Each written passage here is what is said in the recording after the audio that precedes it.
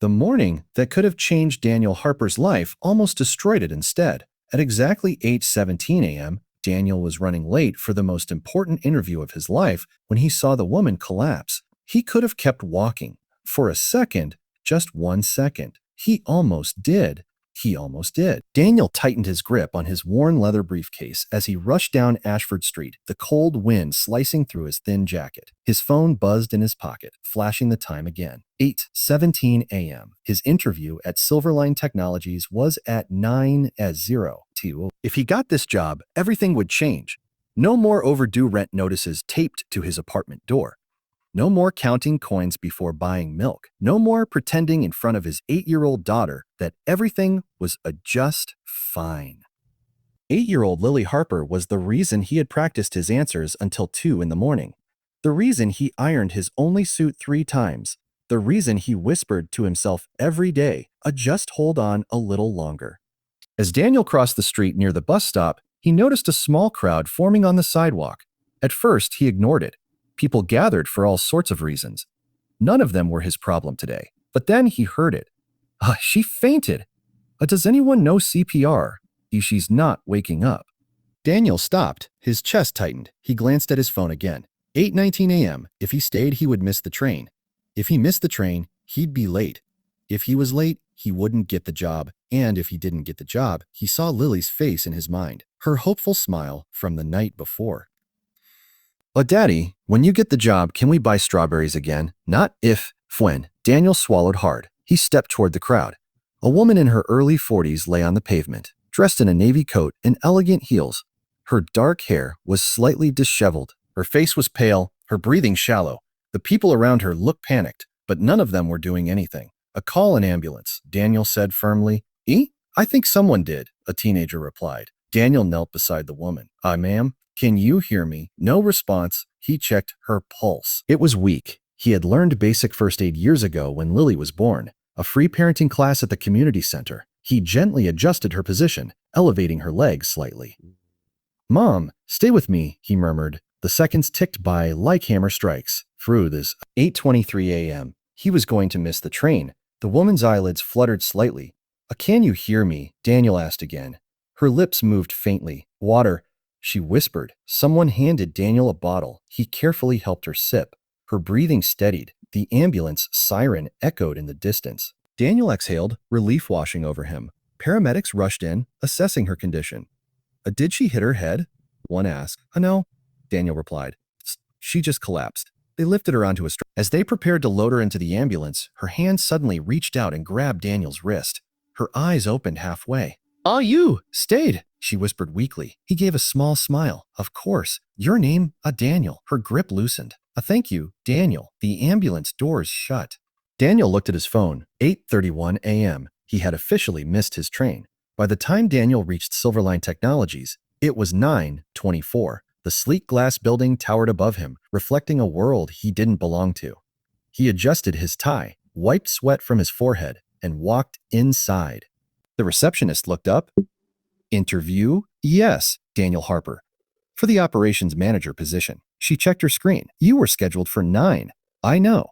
There was an emergency. Her polite smile didn't change. I'm sorry, Mr. Harper. The hiring manager has moved on to the next candidate. Daniel's stomach dropped. Please, he said quietly, just tell them I'm here.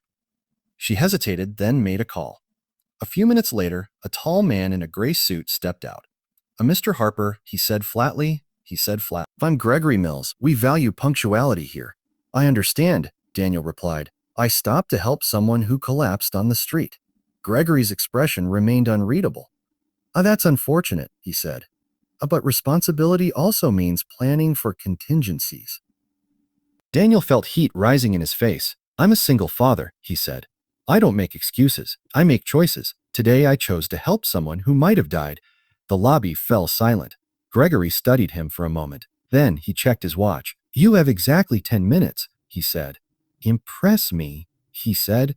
Impress me. The interview was rushed. Daniel answered questions about logistics, team management, budgeting. He spoke with passion and honesty, but he could feel it. He wasn't their top choice anymore. When it ended, Gregory stood. We'll let you know. Those 4 words felt like a polite goodbye, and he's dead. But Daniel walked out of the building, feeling like he'd just watched his future slip through his fingers. That evening, Lily sat at the small kitchen table coloring. "Did you get it?" she asked softly. Daniel forced a smile. She nodded. She nodded. "That means maybe," she said. He hugged her tightly. "Yeah, maybe." 3 days passed. No call, no email. Daniel tried to stay hopeful, but the silence was louder than rejection. On the fourth morning, his phone rang. A unknown number. He answered. "Hello? Is this Daniel Harper?" The calm female voice asked. "Yes." "This is Evelyn Carter." He frowned slightly.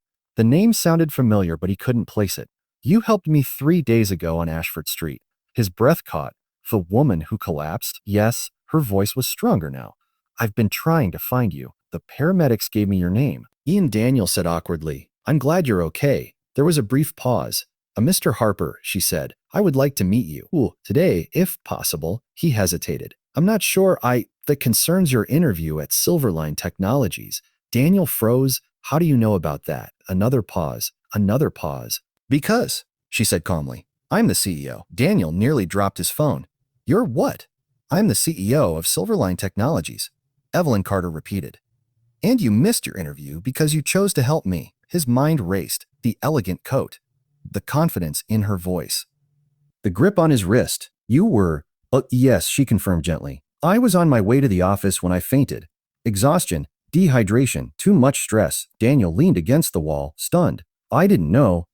I know," she said. "That's the point." So they met that afternoon in her office on the top floor. Daniel had never been in a room like it. Floor-to-ceiling windows overlooking the city, minimalist furniture, quiet power radiating from every detail. Evelyn Carter stood as he entered. She looked composed, confident, nothing like the fragile woman on the pavement. "But Daniel," she said warmly. "Thank you again." He nodded. "I just did what anyone would." She smiled slightly. "I know. You did what most people don't." She walked to her desk and picked up a folder. "Gregory informed me you were late. He also told me why." Daniel braced himself. "I don't regret helping you," he said. But I understand if it cost me the job." Evelyn studied him carefully. Tell me something," she said. "If you had known who I was, would you have made the same choice?" "Yes," he replied instantly. No hesitation, no calculation, just truth. She nodded slowly. "That's what I thought." She opened the folder. "Daniel Harper, I built this company from nothing. And I learned something very early. Skills can be taught. Integrity cannot." His heart pounded. "You don't need another manager who arrives exactly at 9 but steps over someone in need," she continued. "I need leaders, people who choose character over convenience." She slid a paper across the desk. "We'd like to offer you the position." Daniel stared at it. Salary, benefits, health, insurance. It was more than he had imagined. He looked up, speechless. But," she added, "there's something else." His stomach tightened. "I want you to lead a new initiative, community outreach and employee development. I want this company to reflect the values you showed that morning." Daniel blinked. "You're serious?" Very." He felt emotion rise in his chest. "I'm not perfect," he said quietly. "I struggle. I make mistakes." Evelyn smiled. Good. That means you're human." He swallowed hard. "Why me?" She looked out the window briefly before answering. "Because when I was starting out, I once collapsed in a different way. Financially, emotionally, no one stopped to help. I promised myself that if I ever had the power, I would build something better." She met his eyes. "And you reminded me that good people still exist." Daniel felt tears sting his eyes. He thought of Lily, strawberries, rent notices, late nights.